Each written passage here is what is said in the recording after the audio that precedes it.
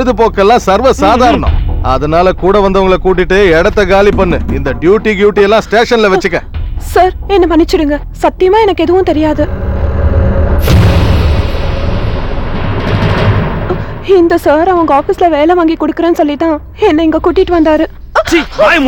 இங்க பாரு சூர்யா, இங்க நின்னு நேரத்தை வீணாக்கி அசிங்கப்பட்டு போகாத. இங்க இருந்து கிளம்புறதுதான் உனக்கு நல்லது. இல்ல நான் என் வேலையை காட்டுவேன். மாமா சொல்றத கேளு. மாமன் மச்சம் உறவெல்லாம் வீட்டுல வச்சுக்கோம்.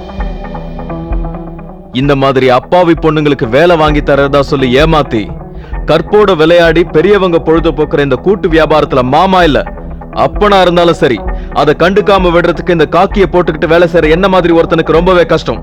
ஐ எம் சாரி, நான் என் வேலையை செஞ்சாகணும். வினோத் சார், அரெஸ்ட் பண்ணு.